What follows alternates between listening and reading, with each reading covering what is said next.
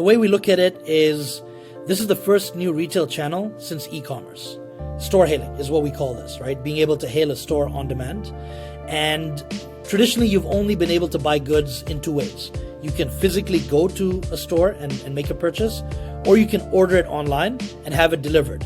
And it's been 30 years since delivery's been around, but this is the first time that there's a new way to buy goods. I'm joined by Ali Ahmed, CEO and co-founder of Conjure, an LA-based company that's shaking up delivery by bringing the storefront to the customer. Ali, I appreciate you sparing me your time today. I've got 5 pressing questions for you. Are you ready to rock? Absolutely. Thank you, Ahmed, for having me. Over a decade ago, while working at Unilever, you and your co-founder Emad drew inspiration from ice cream vans and came up with the idea of on-demand mobile stores. However, the concept was a bit ahead of its time. There wasn't even smartphones back then, let alone apps. It seemed abstract, so you parked the idea. Both of you go your separate ways. A few years pass. You gained some experience in the delivery space by founding Dispatch Messenger. And then in 2017, you moved to the US, got back in touch with Emad, and reignited your original vision for on-demand mobile stores. Brought on Tigran, who had built autonomous robots for half a decade, and ultimately launched what's now known as Conjure. What was it about this idea that made you revisit it after so long? It's not very often that you go all in on an idea that you had originally scrapped. I mean, that's a great question, right? And you're absolutely right. So we had the idea, more than a decade and a half ago, and Emad was actually working in ice cream, and he wanted to recreate the ice cream van for everything in retail and have it be on demand. And so when I moved to the US, I got in touch with him, like you rightly said, and we realized that by, harkening back to that original idea, and by delivering the store instead of just goods, we could create a model that would always be twice as fast as delivery. There's no order process, there's no order pickups, and you will get the most convenient way to shop by hailing a store rather than ordering goods to be delivered. And so that's what we set out to do. And I'm excited to share that, we're going to be launching in January with ice cream as our anchor category. You were originally known as Robomart, a B2B platform where retailers could book vans and create their own branded mobile storefronts. You recently announced the decision to rebrand to Conjure. Seeing that makes me think about how the survival of a startup is largely dependent on how quick you are to adapt, respond to market needs, and evolve over time. How do you weigh the trade-offs of making drastic changes like a rebrand? Yeah, so obviously a rebrand is a big undertaking, but we're really excited because we've been able to find a name that is extremely appropriate for the magical experience that we've created with store hailing. You literally tap a button, have a store show up in as little as 2 minutes, and then you get to shop for ice cream at your doorstep. No orders, no order pickups, no melting. You get the absolute best experience. And the word conjure is a verb that means to summon as if by magic. So it's a very appropriate name for our service. Conjure recently partnered with Unilever to roll out on-demand ice cream. I'm sure it feels great to see things come full circle, considering your inspiration for the company originated from working in Unilever's ice cream department. Seeing this dynamic, I've got to ask you, how important do you think it is for founders to have industry exposure, to be up close and personal with the problem they're out to solve? If you hadn't gained experience at Unilever, would Conjure be as far along as it is? Would it even have existed? I mean, that's a great question, and it's one that, I've spent a lot of time thinking about. I also advise a lot of startups. I've made a few angel investments, so I see this a lot. And I've seen that with the best startups, they're really addressing a problem that they've lived through.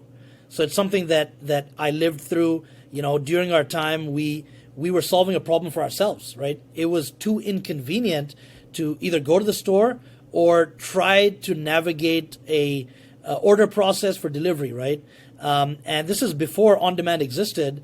Delivery's been around for decades, but once on-demand came about, you still had those same problems. You still have to create a basket. It takes 10, 15, 20 minutes. Sometimes it can take an hour, and people get frustrated. They just go to the store. So by living through that problem, I think, that's the best way to start a company. And I've seen that with a lot of startups that I advise as well. If they're trying to identify a gap in the market, or they're doing research and they haven't really experienced a problem, their solution isn't normally as compelling. But if they've lived through a problem, then their solution is something that they're really passionate about and that actually is going to solve a problem, not just for them, but for a lot of consumers. People have adopted a hybrid approach to shopping. Depending on the item, their mood, or urgency, they'll use delivery and in-person shopping interchangeably. Does Conjure see itself complementing omnichannel commerce, or are you set out to fully replace it? That's a very interesting question, Ahmed, right? So the way we look at it is this is the first new retail channel since e-commerce. Store hailing is what we call this, right? Being able to hail a store on demand.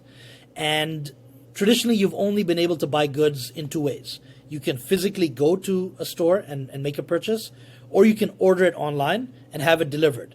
And it's been 30 years since delivery's been around, but this is the first time that there's a new way to buy goods. You can hail a store and physically shop yourself at your doorstep. And so, we're just scratching the surface. We are hyper-focused on ice cream right now, but our vision is to expand this to every category in retail. And by creating a new channel for consumers to get goods, we're able to do that. So at the start, I'd say it's going to be very complementary, getting ice cream through Conjure and, getting other groceries through other delivery services. Because to be frank, it's a pain to get ice cream on delivery. They would leave it in a plastic bag at your doorstep and you're going to get it melted, right? So we're really solving that problem, creating the absolute best magical experience to get ice cream, and then expand that to other relevant categories. What is the fundamental reason you believe you'll surpass competitors like Instacart or GoPuff? Is it efficiency, since a lot of excess process is dropped when hailing an entire store? Do your economics make more sense? Or is it simply the convenience that you think will stick with consumers? Yeah, so our unit economics are extremely attractive, and they're anchored by orders per hour. And that's a very interesting metric. When you think about orders per hour, traditional deliveries can do average about 1 order per hour. The ones that are delivering groceries over an hour, they're going to average an order an hour.